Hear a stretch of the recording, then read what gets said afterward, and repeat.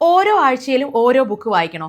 3 സ്റ്റെപ്പിലൂടെ ഇത് പോസിബിൾ ആണ്. Step number 1, എപ്പോഴും നമ്മൾ ഒരു ചെറിയ ബുക്ക് ചൂസ് ചെയ്യുക. ഒരു 250 പേജസിൻ്റെ താഴെയുള്ള ബുക്കായിരിക്കണം നമ്മൾ എപ്പോഴും ചൂസ് ചെയ്യേണ്ടത്. അതായത് എളുപ്പത്തിൽ വായിച്ചു തീർക്കാൻ പറ്റാവുന്ന വലിയ ഫോണ്ടൊക്കെയുള്ള ഒരു ബുക്ക് വേണം നമ്മൾ ചൂസ് ചെയ്യാൻ. അതാണ് സ്റ്റെപ്പ് നമ്പർ 1.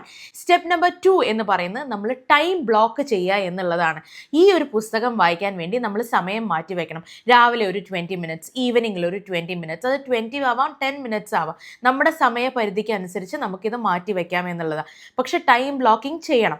ആ സമയത്ത് നമ്മൾ മറ്റൊരു ആക്ടിവിറ്റീസും ചെയ്യാൻ പാടില്ല. ഫോർ എക്സാമ്പിൾ ഫോൺ നോക്കിക്കൊണ്ടിരിക്കാനോ ടി വി കാണാനോ അല്ലെങ്കിൽ മറ്റൊരു ആക്ടിവിറ്റിയിലേക്കും പോകാൻ പാടില്ല.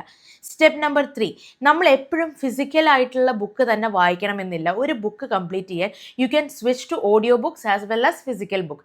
ഇപ്പം ഞാൻ എന്താ ചെയ്യുന്നതെന്ന് വെച്ച് കഴിഞ്ഞാൽ, ഞാനിപ്പോൾ എൻ്റെ വീട് പണികൾ ചെയ്യുകയാണെങ്കിൽ അല്ലെങ്കിൽ ട്രാവൽ ചെയ്യുകയാണെന്നുണ്ടെങ്കിലോ എനിക്കൊരാഴ്ചയിൽ കംപ്ലീറ്റ് ചെയ്യേണ്ട ബുക്കിൻ്റെ ഓഡിയോ ബുക്ക് ഒന്നെങ്കിൽ യൂട്യൂബിൽ അതിൻ്റെ ഓഡിയോ അവൈലബിൾ ആയിരിക്കും, അല്ലെങ്കിൽ സ്റ്റോറി ടെല്ലിലോ കുക്കു FM-ലോ അത് അവൈലബിൾ ആയിരിക്കും.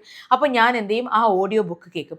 അപ്പം ഞാനൊരു ബുക്ക് കംപ്ലീറ്റ് ചെയ്യുന്നത് അതിൻ്റെ ഓഡിയോ ബുക്കും അതിൻ്റെ ഫിസിക്കൽ ബുക്കും രണ്ടും മാറി മാറി വായിച്ചിട്ടായിരിക്കും കംപ്ലീറ്റ് ചെയ്യുന്നുണ്ടാവുക. ഇതും നിങ്ങൾക്ക് ട്രൈ ചെയ്ത് നോക്കാം. അപ്പോൾ ഇങ്ങനത്തെ ഐഡിയാസ് കിട്ടാൻ വേണ്ടി ഫോളോ ഫോർ മോർ.